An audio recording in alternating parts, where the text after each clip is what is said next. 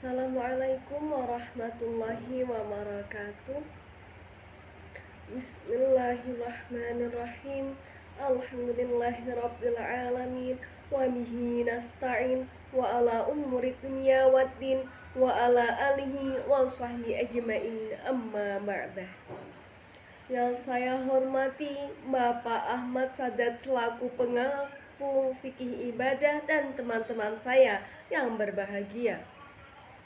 Tiada untaian kata yang paling indah yang dapat saya sampaikan pada kesempatan kali ini selain untaian kata puja kepada Zat yang Maha Kuasa, puji kehadirat ilahi Rabbi, serta syukur kepada Allah yang Maha Agung yang telah mencurahkan nikmat serta karunia-Nya kepada kita.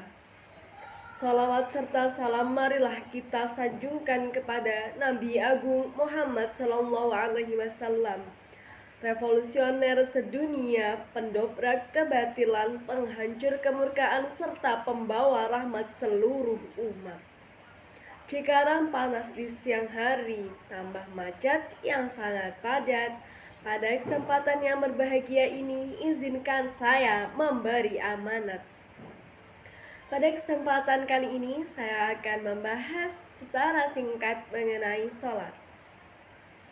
Sholat merupakan ibadah yang terdiri dari perkataan dan perbuatan secara khusus, yang dimulai dengan takbiratul ihram dan diakhiri dengan salam.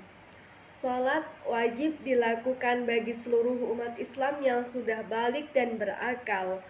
Sholat dalam Islam dijadikan sebagai tiang agama. Kedudukannya tidak bisa disamakan dengan ibadah yang lain. Sholat adalah ibadah yang pertama kali diwajibkan untuk hamba Allah melalui peristiwa Isra Mi'raj, di mana perintahnya disampaikan secara langsung tanpa adanya perantara. Allah menyeru, "Wahai Muhammad, sholat merupakan satu ketetapan yang tidak bisa dirubah lagi di sisiku." Hadis riwayat Ahmad, Nasai, dan Tirmidzi. Sholat merupakan ibadah yang pertama kali dihisab pada hari akhir. Meninggalkan sholat karena ingkar atas kewajiban melaksanakannya merupakan bentuk kekufuran. Seperti saat ini, saya sering mendapati seseorang yang tidak melaksanakan ibadah sholat atau sholat di akhir waktu dikarenakan kesibukan manusia terhadap urusan duniawi. Yang bekerja lebih mementingkan pekerjaannya, yang hanya tukang rebahan merasa malas untuk melaksanakan sholat, yang sibuk belajar terlalu fokus pada tugas-tugasnya. Kelalaian seperti ini menjadi penyebab hati kita mati, dan ketika hati sudah mati, sulit untuk kita menerima petunjuk-petunjuk dari Allah. Hati sulit untuk mendapatkan nasihat dari orang lain. Na'udzubillah min dzalik. Seperti dalam surat Al-Kautsar ayat 2 yang berbunyi, "Fasholli li rabbika wanhar." Maka dirikanlah salat karena Tuhanmu dan berkurbanlah. Ketika kita menjalankan ibadah salat, bukan Allah yang butuh salat kita, tetapi karena dengan salat menunjukkan rasa bahwa kitalah yang butuh Allah pada setiap langkah kita. Dalam setiap hembusan nafas yang kita keluarkan mengharapkan ridho dari Allah.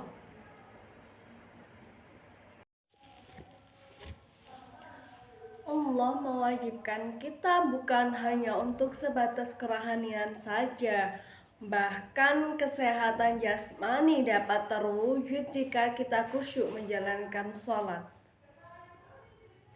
Beberapa manfaat gerakan sholat untuk kesehatan.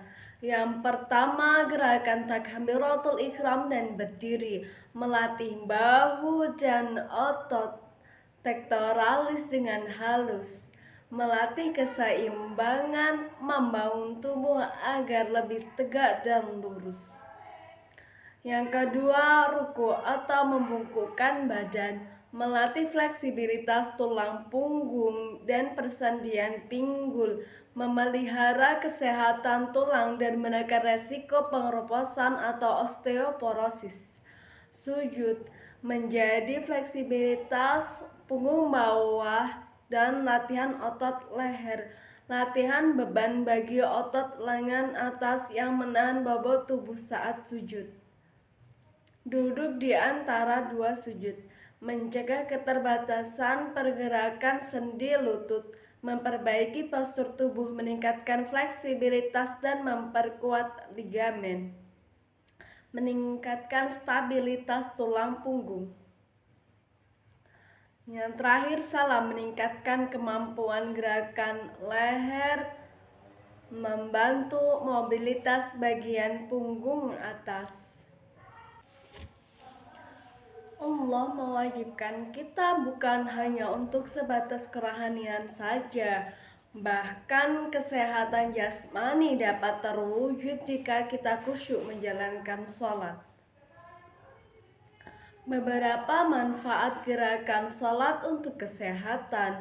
Yang pertama, gerakan takbiratul ihram dan berdiri, melatih bahu dan otot pectoralis dengan halus, melatih keseimbangan, membangun tubuh agar lebih tegak dan lurus.